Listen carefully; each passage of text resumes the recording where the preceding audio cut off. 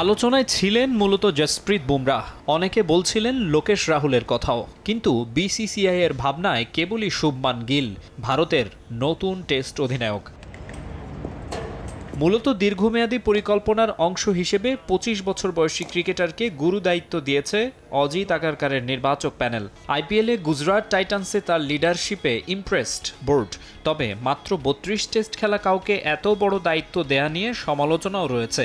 জাতীয় দলে লিডিং রোলে অভিজ্ঞতা খুবই কম।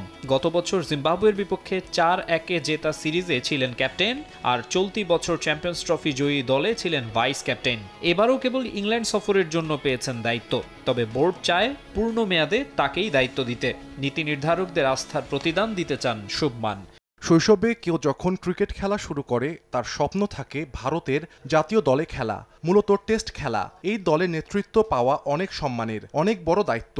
প্রত্যেকের ব্যক্তিত্ব আলাদা, সবার কাছ থেকে সেরাটা বের করে আনতে ক্যাপ্টেনকে চৌকস হতে হবে। তবে আমি ব্যাটসম্যান হিসেবে ভাবতে চাই, ব্যাটিং দিয়ে গেমটাকে কিভাবে নিয়ন্ত্রণ করতে পারি সেটাই হবে মূল ভাবনা। আমি যে অধিনায়ক এটা ভেবে বাড়তি চাপ নিতে চাই না। গুঞ্জন রয়েছে আরও কিছুদিন দায়িত্বে থাকতে চেয়েছিলেন রোহিত শর্মা, তবে বোর্ড রাজি না হওয়ায় অবসরের ঘোষণা দেন হিটম্যান। আবার ভারপ্রাপ্ত হিসেবে বিরাট কোহলিকে দায়িত্বে ফিরিয়ে কাজ চালানোর পরিকল্পনাও নাকি ছিল, কিন্তু কোহলিও গুড বাই বলে দেন লঙ্গার ফরম্যাটকে। সদ্য বিদায়ী দুই গ্রেটের ক্যাপ্টেন্সি নিবিড়ভাবে পর্যবেক্ষণ করেছেন গিল।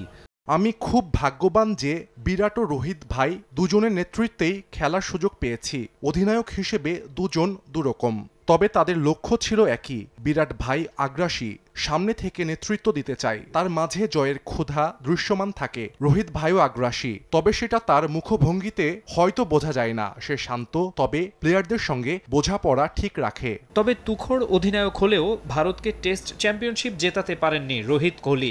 অধরা সে শিরোপা জয়ের স্বপ্ন শুভমান গিলের। মাকসুম আলম খান, সময় সংবাদ।